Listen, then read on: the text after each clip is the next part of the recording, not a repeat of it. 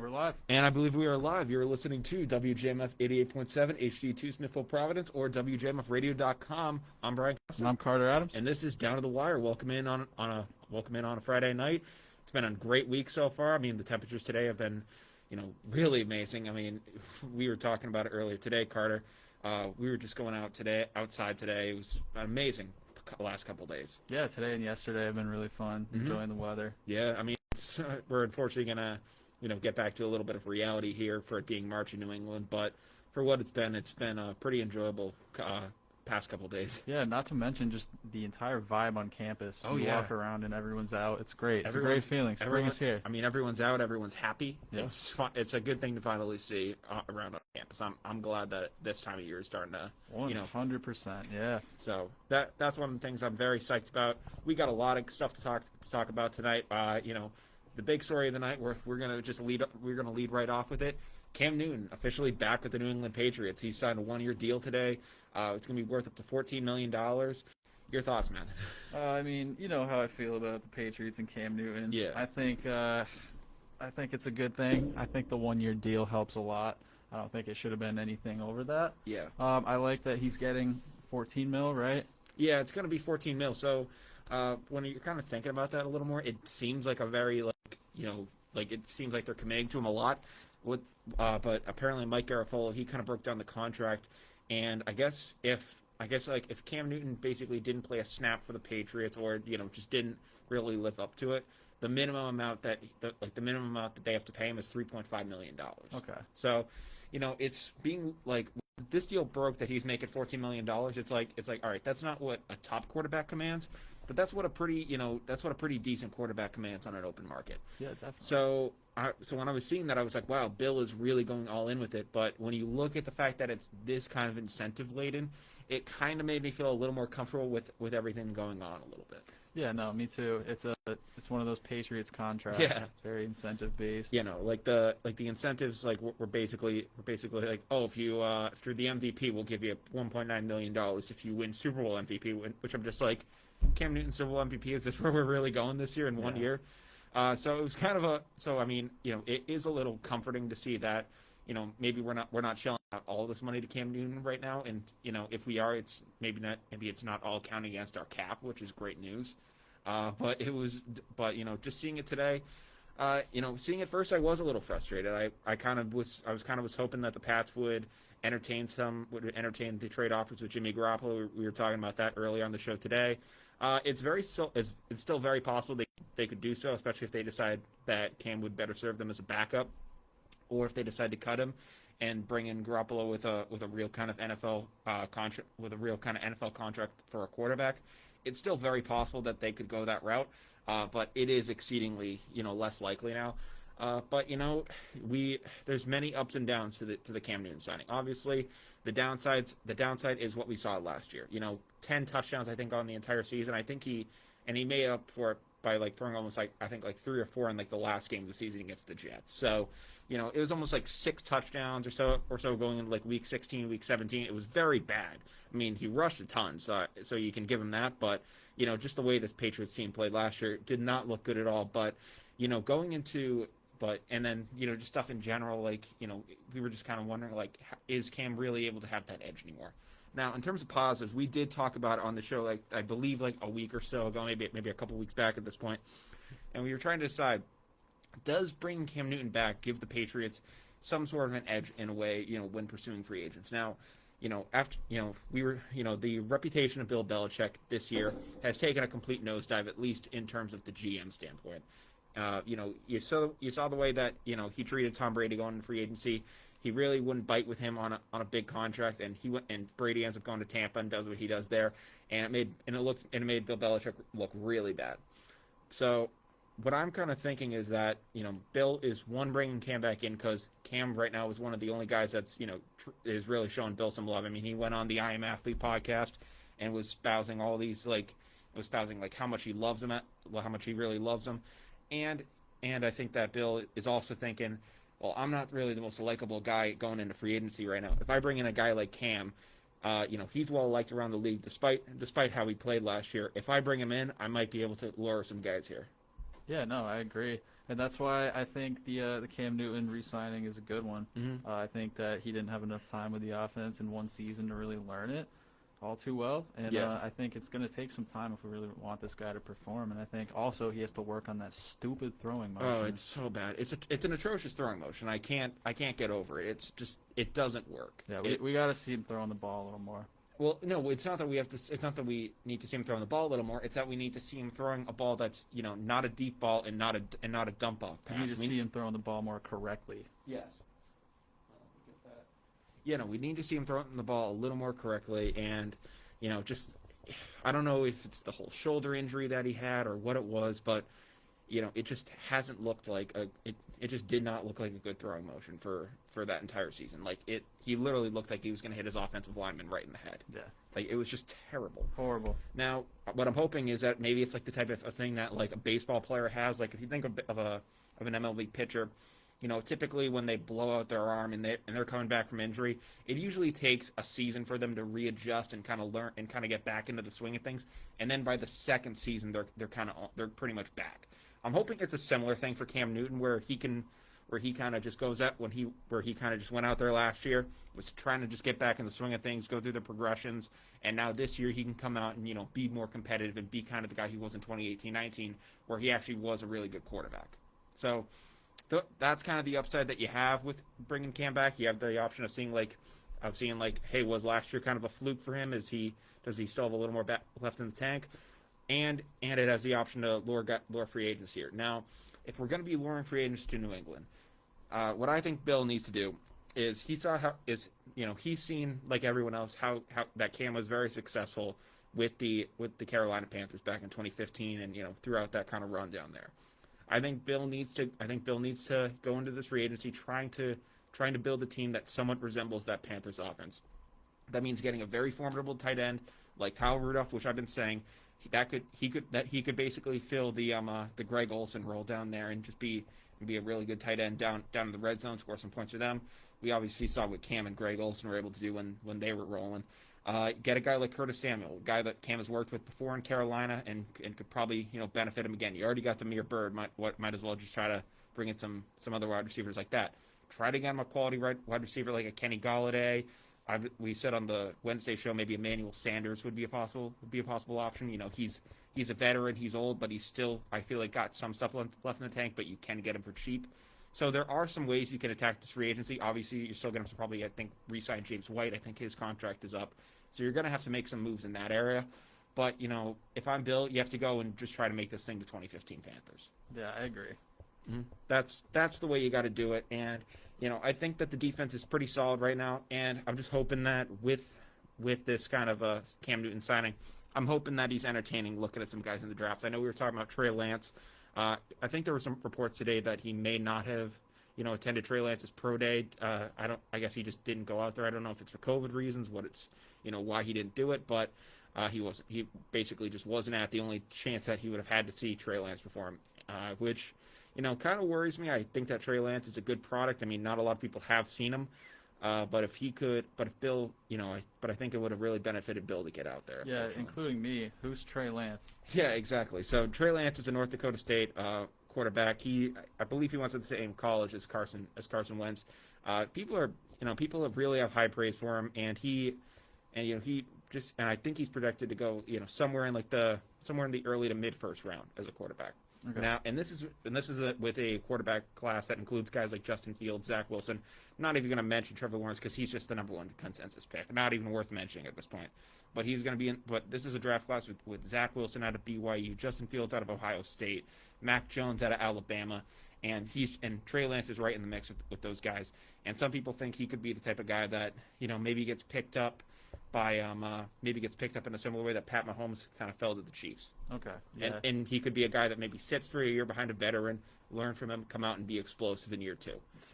So it sounds like that would be a perfect draft That'd fit be, for the Pats. I mean, that'd be the ideal situation, but I do have questions as to whether Bill is going to, be drafting the quarterback with the 15th pick. Yeah, the quarterback, or it's either going to be a D2 linebacker. Yeah. Oh, Micah Parsons at Penn State. Yeah, something like that. Yeah, it's going to be some guy like that. Or he's going to trade that pick. Oh, he could definitely trade that pick. he'll make it a first and 2/3 or something like that, and everyone will just be oohing and eyeing over it. I could definitely see that on the table. But that kind of covers a lot of the things going on with the Cam Newton deal. When I saw the deal coming out this morning and I saw the numbers, I was not happy with it. But now seeing that it could be down to $3.5 million, and if by the end of free agency, or not free agency, if by the end of preseason, Bill kind of looks at Cam and just really kind of comes to the conclusion and says, you know what, we've given this guy full reps, we've given this guy full mini camp, full everything. We've tried to surround him with some guys that can compete, and this is barring that Bill does any of that. If by the end of that he kind of looks at Cam and just says, I don't think he has that anymore, then he could cut bait with him, and he's only losing about $3.5 million. Yeah, and that's also the beauty of the one-year deal. I mean, I think I said it before, sign Cam to a one-year deal and then let him have another shot. And if he doesn't perform, out the door. Yeah. You can't really do too much harm to the team when you're not really going too far up, or you're not really setting too high of standards. Yeah, I agree. I mean, it's a very tricky situation. I hope that Cam can recover and become and kind of look like more of the guy he was before that injury. It's going to be very difficult. I mean, just shoulder injuries with quarterbacks in general, it's not an easy thing for them to come back from. ACL, you can work with that on a guy. Brady was able to come back from a torn ACL. Many guys have been able to come back from, lower kind of injuries like that. When you get up into physically, what you do as part of your job, which is throwing the football, a shoulder injury can, be career altering. So hopefully Cam can get over it. But in other NFL news, it's kind of ironic that it happened on the same day. But former Patriots quarterback, now Tampa Bay Buccaneers quarterback, and 7-time Super Bowl champion Tom Brady, he just also signed a contract today. He decided to re-up with the Tampa Bay Buccaneers. He's going to be back in Tampa for at least an extra season. So it's technically a 4-year contract extension, but it voids after the 2022 season. So those last 3 years are kind of up in the air as to, I don't know if it's a player option or a team option, but he's at least going to be in Tampa for 3 years of his career. So I think so. I mean, and Brady is, I think, in doing so, he also restructured it to make part of his contract a signing bonus, which in doing so, it doesn't go against the cap. So Brady's just doing what he does. He's trying to find a way to configure that money so that way he can bring in he can bring back talent and bring in other free agents to possibly make a run at another ring.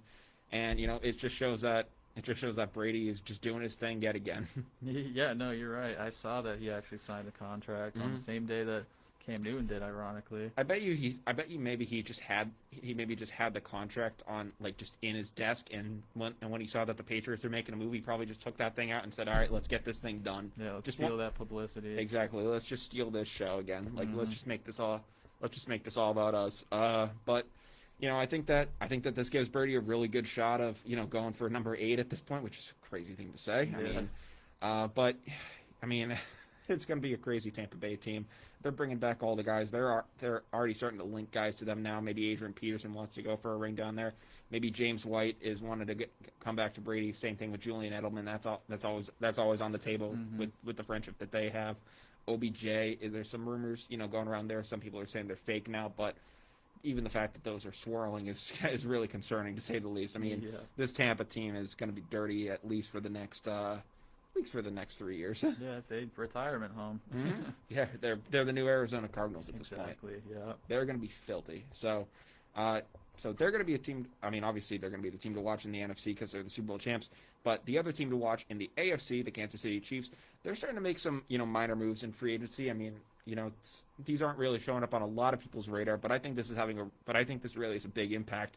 I think just yesterday they announced that they're cutting bait with two of their main starting offensive linemen. So they're cutting Eric Fisher, who suffered, I believe it was a torn Achilles in the AFC Championship game last year, as well as Mitchell Schwartz, who is a really good piece of them. Both of those guys were, Fisher was the number 1 pick in the draft, I believe, back in 2011, 2012. It was right either the year before or after the luck. I'm not too certain on that, but Fisher's been with the team for a long time. Same thing with Schwartz. They're very good pieces for that team, but they're starting to get sent out the door, and it's starting to make me wonder. Are the Kansas City Chiefs, which they're not really the New Yorks of the world or in the LAs of the world, where maybe there's going to be more money to throw around. I'm starting to wonder is KC starting to feel like the financial burden of this new Pat Mahomes contract? Yeah, I'd say so. Mm-hmm.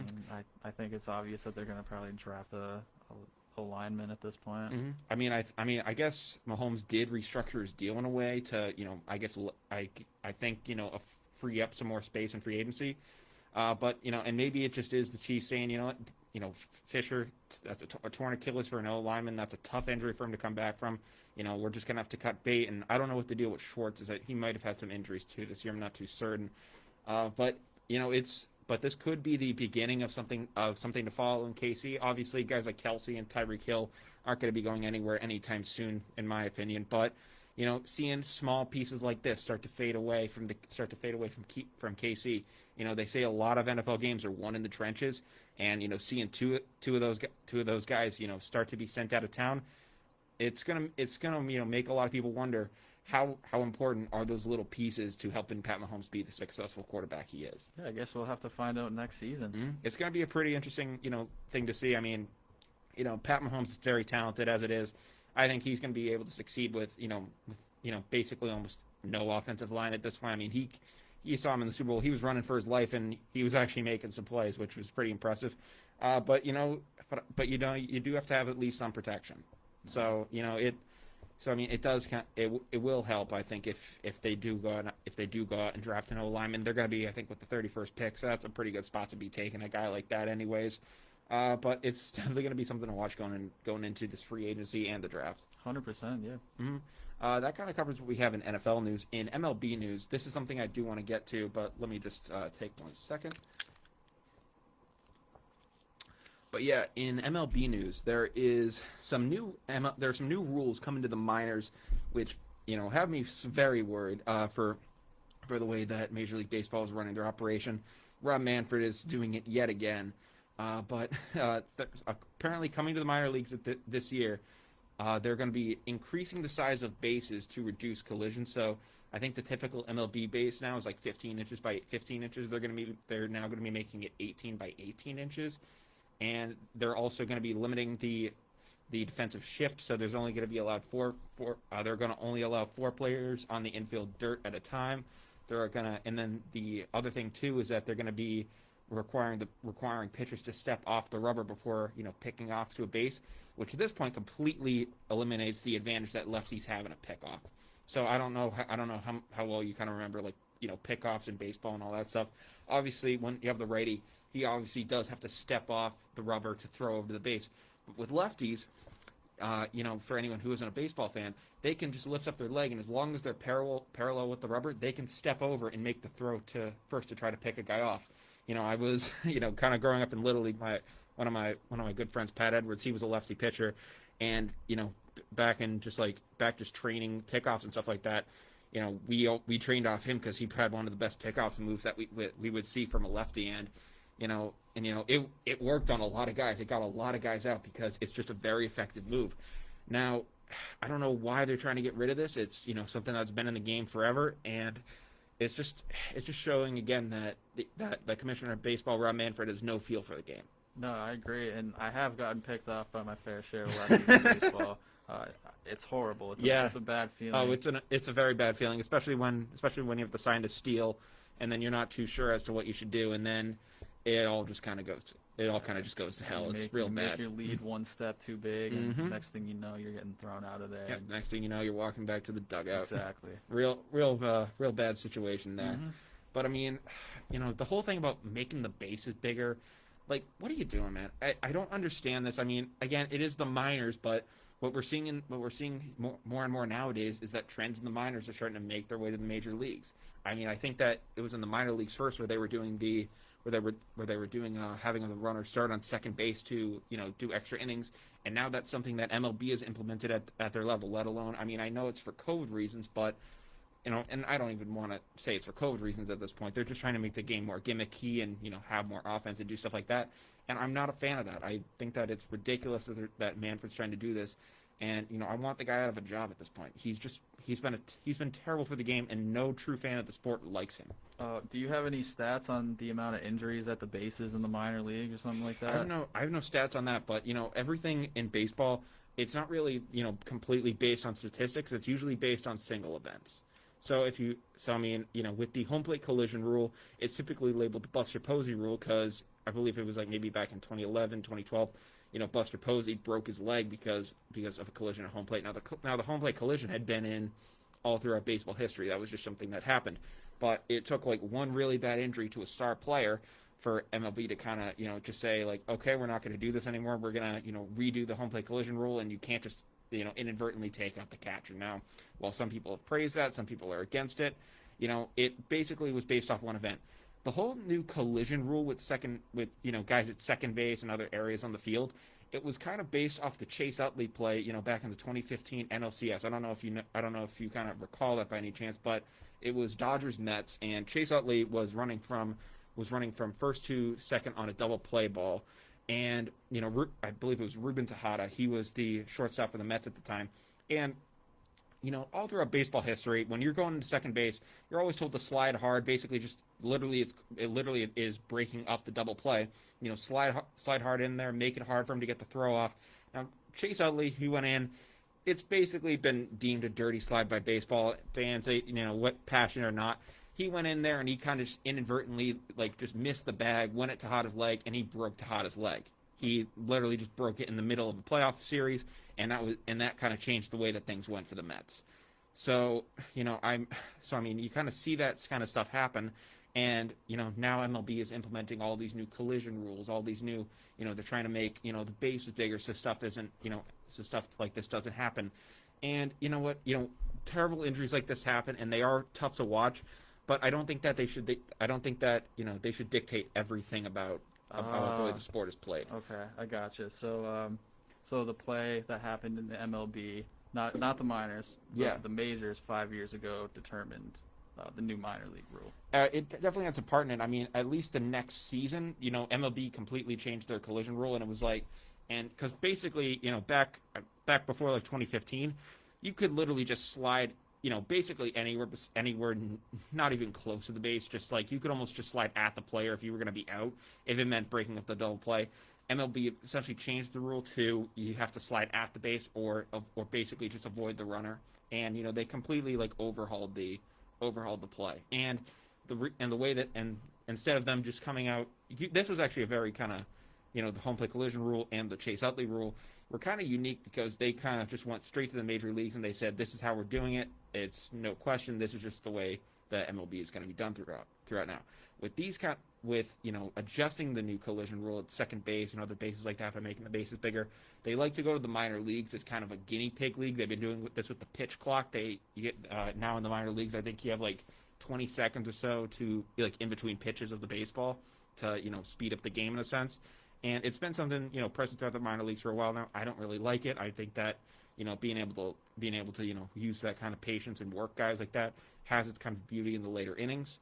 But just doing so, but I mean, just these new adjustments, I don't really like it. It's just, if you want to have it in the minor leagues to speed up games because maybe people aren't going to go to it, fine. But I know how it works.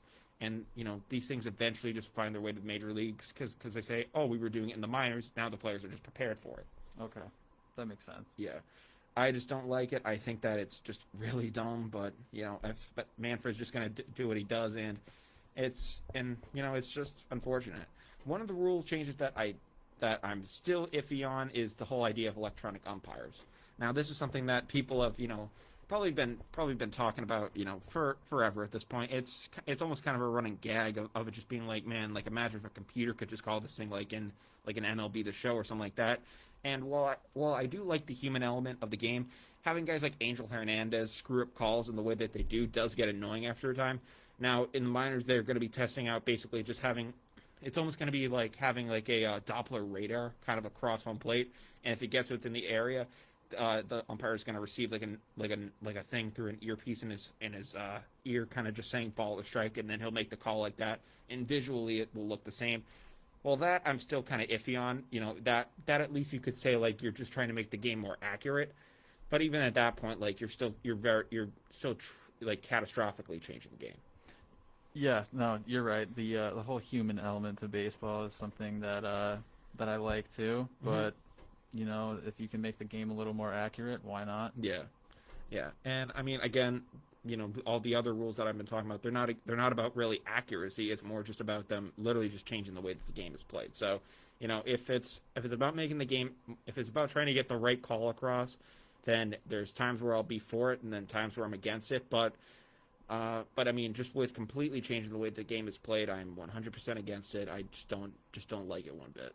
Okay. Yeah. That's just me, though. I mean, I know there are plenty of other MLB fans that are probably psyched that they don't have to get picked off by lefties anymore, and just all the things like that. But I mean, this is the way I grew up watching baseball. I think that it should continue. That's all. Definitely, yeah. No, that makes sense. Yeah. But also in sports news, we haven't talked about this in a while. NHL. We haven't talked about the National Hockey League. I don't think since the Lightning won the Stanley Cup. It has been a minute on this show. Yeah. I mean, it was probably, I think the last time we talked hockey might have been when Casey Cummins was on the show, and maybe one time after, basically just when the Lightning won the Cup. I think that was the last time we actually did it. Now looking back at it all, finally getting back into the NHL, we learned recently that the NHL signed a 7-year deal with ABC, ESPN, ESPN Plus, and Hulu, worth about $2.8 billion for about half of their TV rights. Now, I am pumped about this because, I'm just gonna say it. I think the reason we don't know a ton about hockey is, maybe it's just because of where we are, and maybe we're just not born hockey fans. But I think it's also just because of the availability of it. Now, back in the early 2000s, stuff like that, hockey used to be very available on ESPN and all these platforms. But, when their contracts expired, they basically just became like an NBC-specific thing, NBC Sports. And I believe NBC Sports is slowly starting to dissolve away. And NHL did have to find a way to, basically make a comeback. I'm pumped by this deal. It's gonna get NHL more mainstream back into American life, and it's gonna be really cool to see. No, you're right. I agree. I think the NHL was due for something like this where they could market their players and market their game a lot better. Yeah. Because honestly, I like hockey, but I don't have a lot of exposure to it, and I don't watch it a lot because it's not available. And if it's on ESPN or whatever, cool, I'll watch it. Yeah, I mean, I think you have to pay, like, I don't know what the deal for NBC Sports is, but you do have to. But I think for the streaming service or whatever they had at the time, you did have to pay at least something to to have access to some of those games. And while you can do some stuff on cable, it just is so much more easy. It's just so much easier to have this accessibility now. Yeah, exactly. And the ESPN, ABC, Disney deal is huge. And I mean, adding the NHL to that, it's hurting nobody. I mean, now you can have Sidney Crosby doing Hulu has live sports ads. There you go. It's just all the availability that they have. Being able to put them somewhat on the same platform and the same pedestal that NHL and NBA are on, it helps a ton. I mean, MLB is still kind of struggling with this a little bit, but they're still pretty diversified. They're still able to get on ESPN, on Fox, and they don't have anything with CBS or anything like that. But they're able to be on their own network, on ESPN, on Fox, on their local outlets, and it kind of works itself out in a way. But just being able to have this kind of an option for the NHL is a great deal for them. I'm glad to see hockey finally get some love like this again. I guess with the deal, the Stanley Cup Final is going to be on ABC 4 out of the 7 years, and I mean, I believe the NBA Finals are like on ABC and all that stuff too. So being able to have that kind of access to the Stanley Cup Finals, and just have those TV ratings like that, it's going to be a great draw for hockey. Definitely a great deal for ESPN to make. I think a lot of fans like hockey. I like hockey. Like I like watching live hockey. That's my thing. Like if it's playoff hockey, I'll watch it on TV too.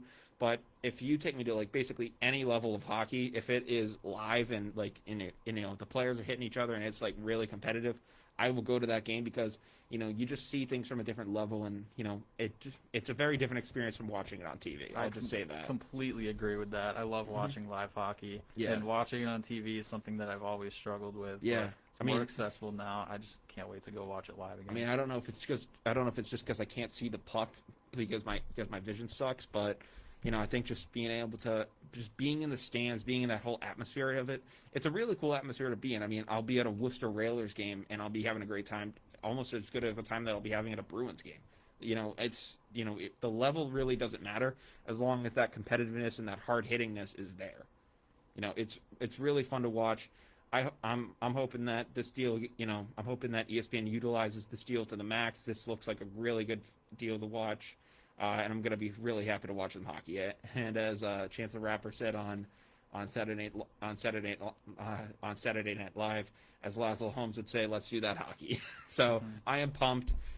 Thank God NHL, finally getting some relevance again. Let's go. And also, something else we haven't talked about in a while, the XFL. Now, we have Carter. You were originally our XFL guru. We all loved XFL. We've talked about this multiple times. We were all St. Louis Battlehawk diehard fans, and we kind of just adapted to that team. Unfortunately with COVID, they kind of disbanded, but they were saved by The Rock. I forget how much he paid to basically revive the league. But they're trying to make a comeback attempt in, I think, the 2022 season, and it looks like they're going to possibly have some help. So it looks like they're going to be partnering with the CFL. At least there's some talks of it right now that they might partner with the CFL to make a comeback happen. They basically haven't said it's a merger, so it could just be like a step-by-step plan for each league to get back, and then they get on their feet. But I would really love to see these leagues merge together. Yeah, me too. I think it's great for the XFL and even better for the CFL to get some exposure in both countries. Oh, yeah. Yeah, I mean, one of the things that this could also do is it could really open the NFL up to, seeing if a market in like a Toronto or any of these other areas, can work. Yeah, it also gives the NFL a true competitor now, too. Yeah, I mean, while the talent may not be there, just having spring football in general. I mean, I don't know how the CFL works with their season. I believe if they were to partner with the XFL, they'd want to make it spring football because, if you do that, you're going to have, you're going to actually have a really good product on the field, I believe. Yeah, I assume probably double the viewers in each country, too. Mm-hmm. Yeah, no, it'd be a really good deal to see.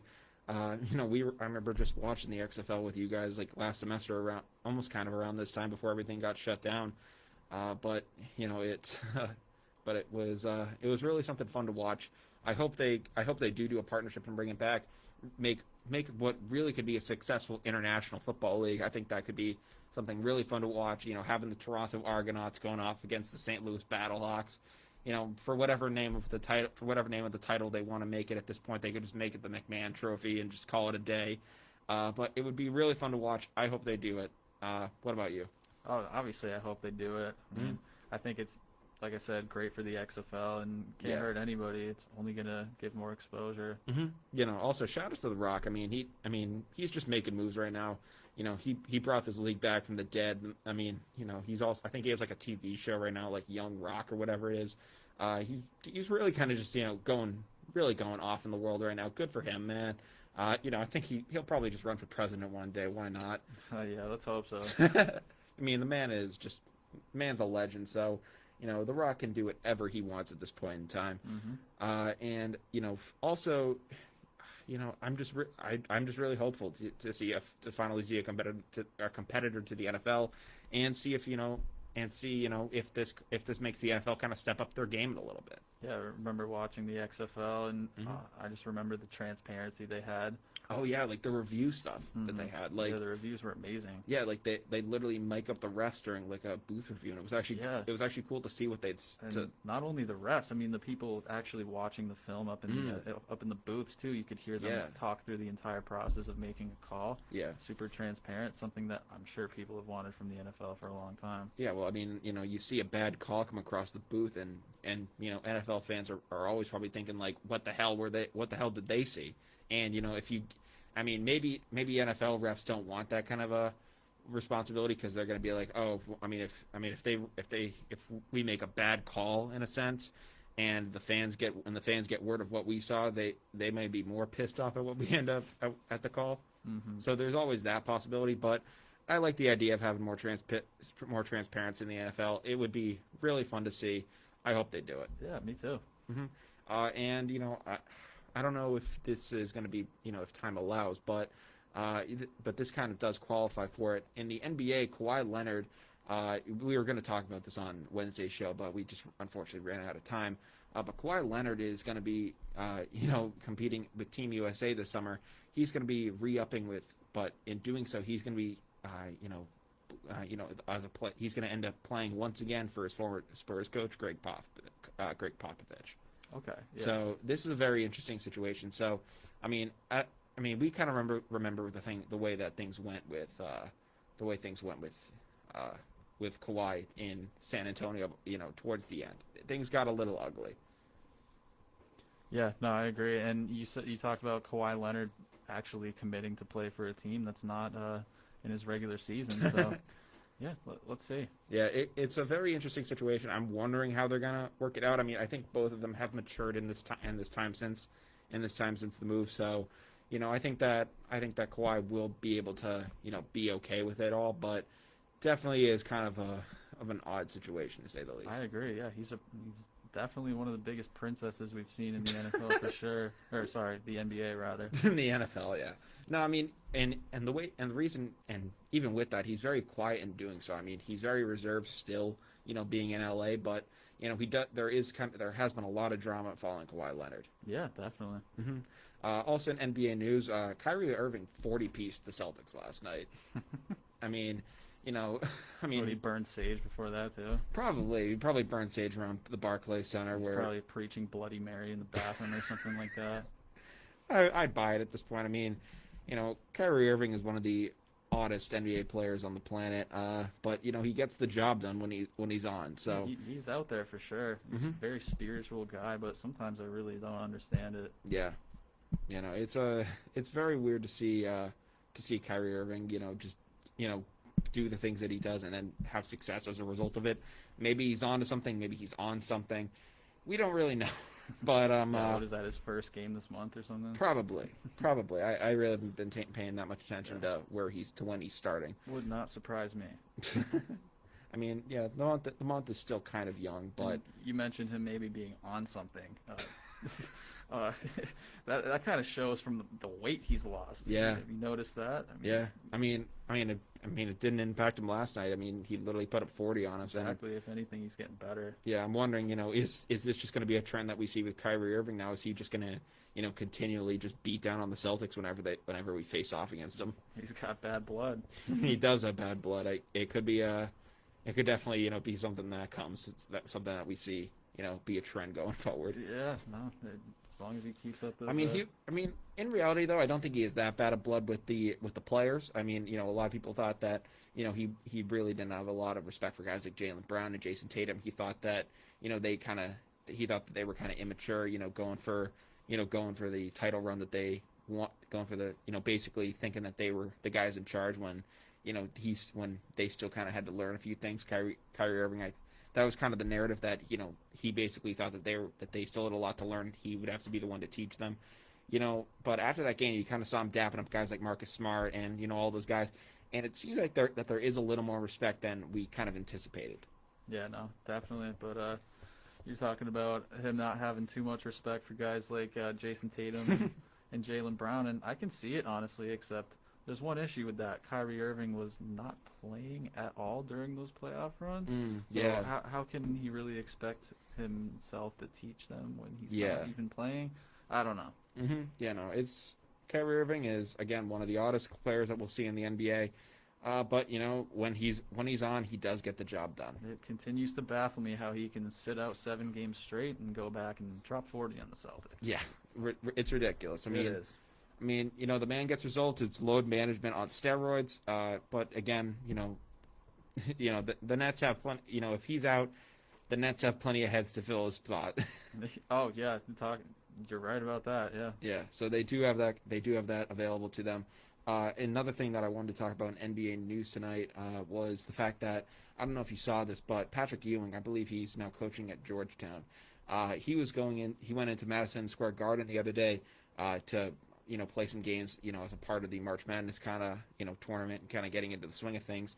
And I guess at multiple checkpoints, he was getting security checked by I don't know, Madison Square Garden security. And they were asking him multiple times, hey, can we see some ID? Can we see this? And he just went off in an interview afterwards and was just like, I'm Patrick freaking Ewing.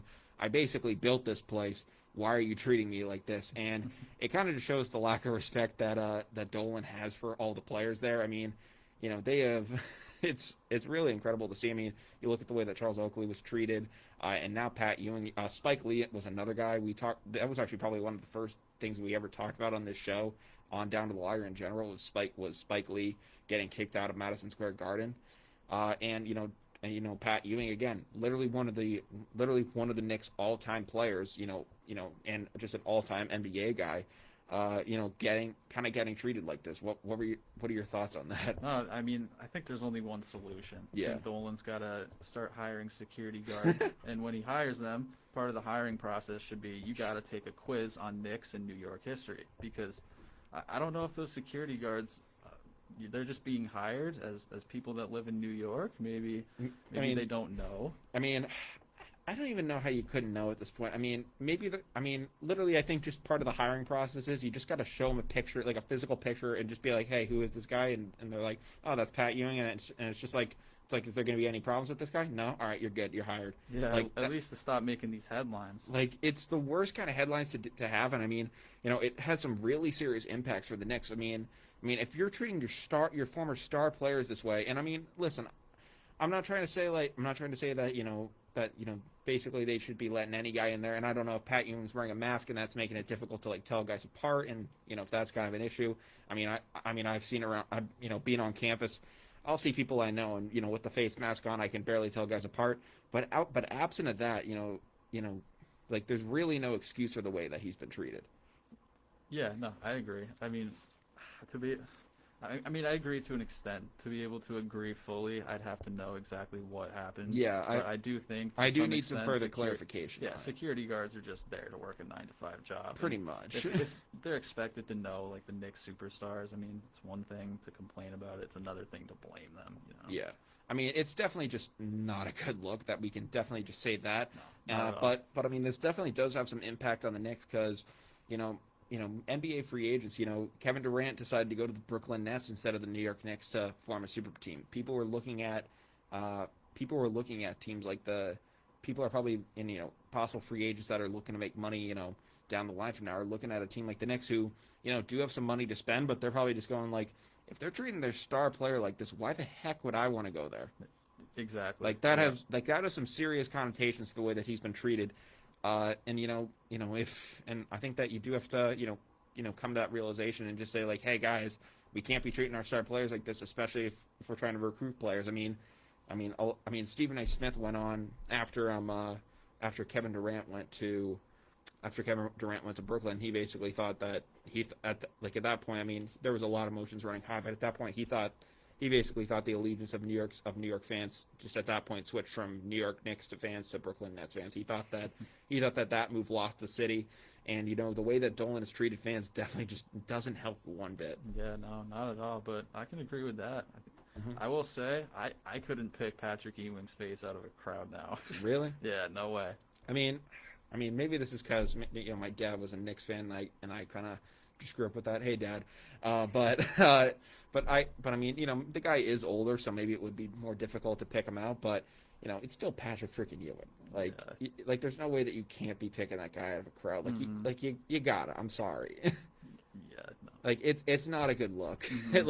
Not a good look at all. Dude, could you imagine if Brady walked into Gillette Stadium 20 years from now, and some guys were just like, hey sir, we need to see your ID, and the media would lose their mind, and this is essentially what we're seeing. It's ridiculous. Essentially, yeah. Oh yeah, I have a Pat Ewing jersey, just not on me. Thanks, Mom. But there was some it's just a crazy thing to see. Definitely just a lot of disrespect going on there. Hopefully the Knicks do kind of sort their stuff out, but as long as Dolan's the owner, it does not look like that's going to be the case. Yeah, and as long as people like Spike Lee and Patrick Ewing keep speaking out against the team like that, nothing's going to happen. Nothing is going to happen. But it is currently 7:52 p.m. on this Friday night. And I think it is officially time to say that we are down to the wire. Yes, sir. Which means that we are going to go through everything we talked about in this past hour, and let you guys get started on your weekend. We started things off talking about what a great day outside it was today. Been a really, we were really blessed this week. We had, we just had 60-degree days, 50-degree days. It was really an awesome thing to see, especially in March in New England. You never really get that. Hopefully, this trend continues. I know it's going to get cold next week, but it looks like it's going to get back up to the 50s around the end of next week too. So, hopefully this is a trend to come. Hopefully we're not seeing snow in April like we have in the past. Hopefully, some of the youth sports, when they're trying to get going, they don't have to have snow delays and all this other stuff that, are typically custom up here, but, it's not likely, but, fingers are crossed. But in sports news, we started off with Cam Newton heading back to the New England Patriots, signed a 14-year, not a 14-year, Jesus Christ. I mean, 14 years, I'm checking out. Burn that contract. Yep, burning that thing immediately. Thank God. That was a Freudian slip for the ages. But he signed a 1-year, $14 million contract. It's very incentive laden. At the least, he's making about $3.5 million. We talked about all the possibilities that could have for the Patriots. We talked about Tom Brady, going back to the Bay. He's gonna be coming back with Tampa for another season, at least until 2022. Brady's gonna continue to be dangerous down there until he's 45 at least now with the team, which is when he said he wanted to play for. But now he's saying he might want to play past that. I think if this contract continues, it would take him till he's like 48 years old or 47, which would be ridiculous to see Tom Brady at 47 just out on a football field doing what he's doing. I wouldn't doubt it though. At this point, I'm not doubting Brady for anything. He might just say he might try to beat Bill Russell's record of rings at this point. I'm not putting anything past Tom Brady at this point. The guy is the GOAT. There's no more doubting in my mind. And if he wants to do something, he's going to do it. But then we also talked about the effect that. Well, and then also in NFL news, we talked about KC cutting their primary guards, Eric Fisher and Mitchell Schwartz, and the possible impact that has on Patrick Mahomes going forward. Is this kind of something that we're going to see? Is this a sign of something to come with KC? It very well looks it. In MLB news, we talked about new rules coming to the minor leagues that could impact the major leagues going forward, such as larger bases, no pickoff moves, just a lot of bad decisions on Rob Manfred's part. Not a big fan of it. Really hope this doesn't come to the big leagues. In NHL news, we talked about the NHL signing a 7-year, $2.8 billion deal with ABC, ESPN, ESPN Plus, and Hulu to take half of their rights and promote the hell out of their product. Really pumped to see that too. And in XFL news, we talked about the XFL and the CFL possibly collabing as part of their post-COVID response. No official talk of a merger, but we think that would be awesome to see. We gave our thoughts on that. And if anything you have left on the XFL? Yeah, it's going to be great. I can't wait. I can't wait for some spring football. And finally, in NBA news, we talked about Kawhi Leonard reuniting with Greg Popovich. We talked about Pat Ewing being ID'd multiple times at the Garden, and we talked about Kyrie Irving 40-piecing the Celtics. But it is now 7:55 p.m. You've been listening to WJMF 88.7 HD2 Smithville, Providence, or WJMFradio.com. Thank you guys for tuning in. Have a good weekend. I'm Brian Costa. And I'm Carter Adams. And this has been Down to the Wire. We'll see you guys next Wednesday.